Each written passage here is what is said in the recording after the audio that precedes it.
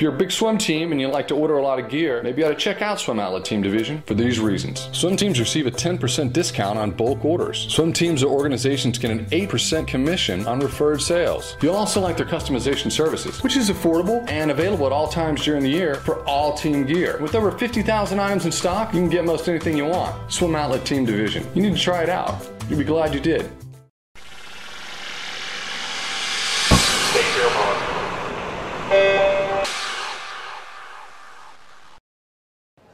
Hello everyone, I'm Jeff Commings here at the American Swim Coaches Association's World Clinic in Jacksonville, Florida for this special edition of the Morning Swim Show. Sitting next to me is Chris Plumb, the head coach of Carmel Swim Club and Carmel High School. The name may sound very familiar. Chris was helped the Carmel Swim Club and Carmel High School girls win their second consecutive Swimming World Magazine National High School Championship, and I know I've said this to you many times, but congratulations, Chris. Thank you very much, and happy to be here today.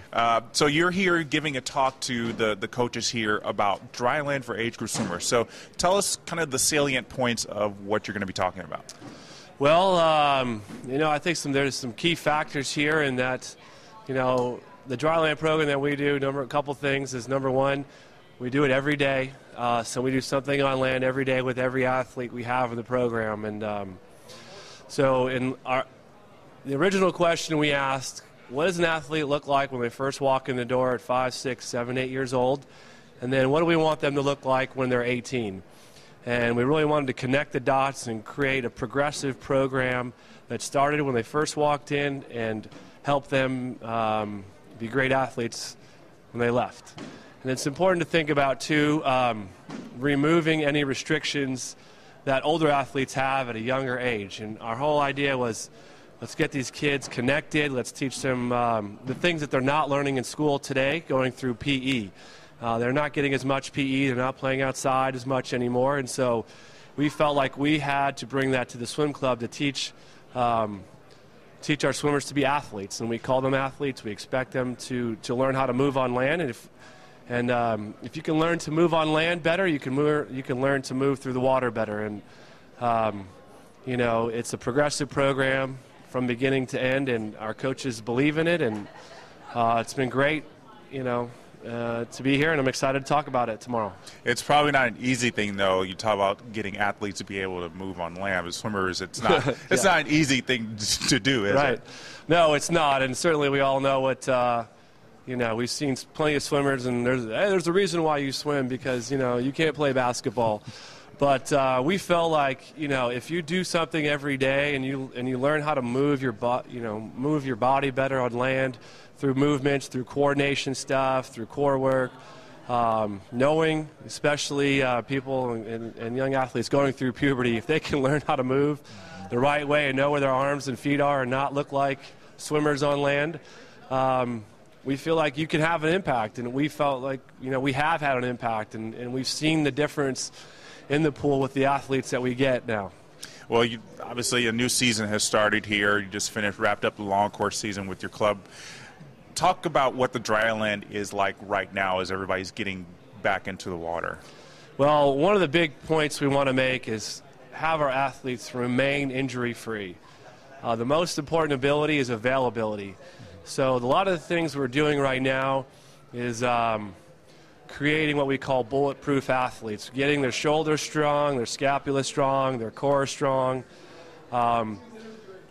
creating an athlete that's going to be able to withstand the rigors and the challenges of the typical swim season. So getting everything prepared to do work. So we're doing a lot of stuff of you know, shoulder work and scapular work, arm step-ups, core exercises, planks, moving planks, crawling, things like that will help prepare them for the rigors of December and January. And I think if you can get ahead of that and stay on top of that now, you're going to have a great season.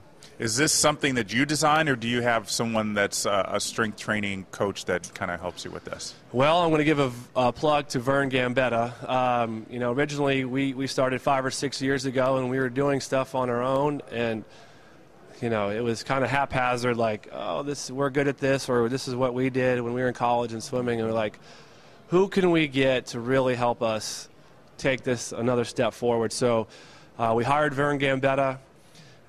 He comes in a couple times a year now and helps us and create a program and designs and works with us maybe on a monthly basis, designing programs to help young athletes develop. And Vern's been a tremendous asset. He works with all kinds of sports, and it's been great having him. And he's our main source that we look to continue to develop and grow.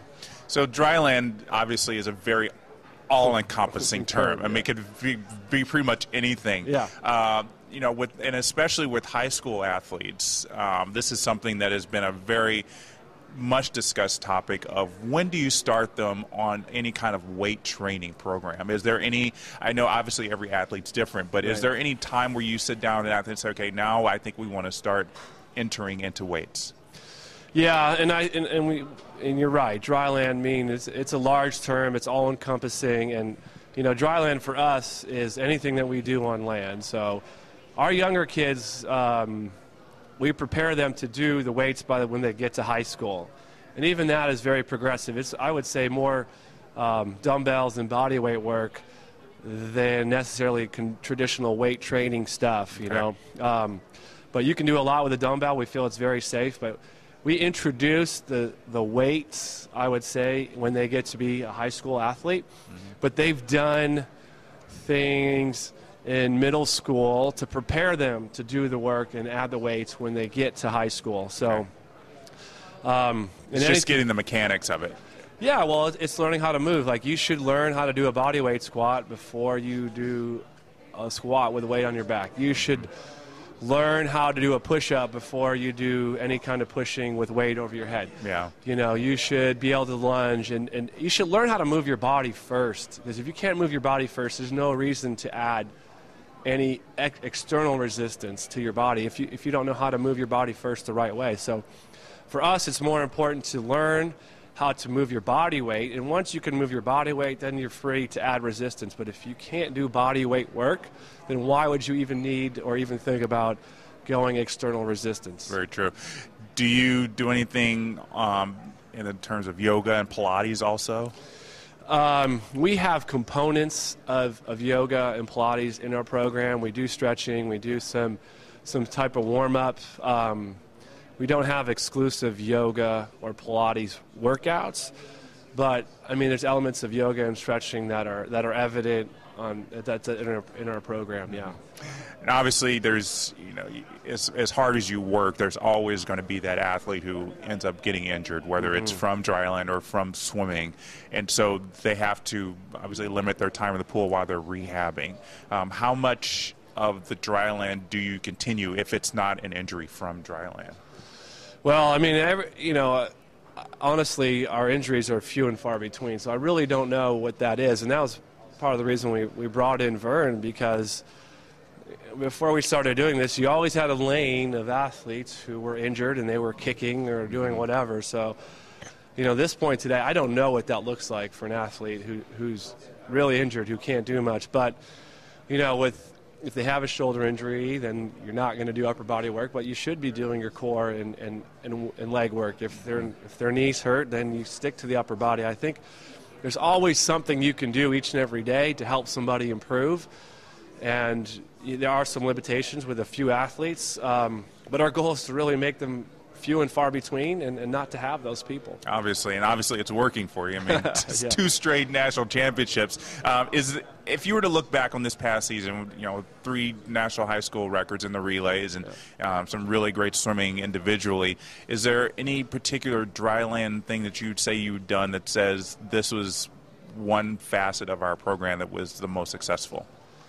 Yeah, I never would say it's any one thing. It's always a combination of things. I mean, I think I can tell you the most important thing we do is we're very consistent with it, doing it every day and being committed to that, even though you might be giving up a little bit of water time. And I know we as swim coaches, it makes us shudder to think about, oh, no, we're not going to be able to swim. But, doing it each and every day and being committed to doing it at least 15 minutes of something on land each and every day, I think, is the big thing that we do that maybe others don't do. And you need your athletes to buy into it as well, and they have.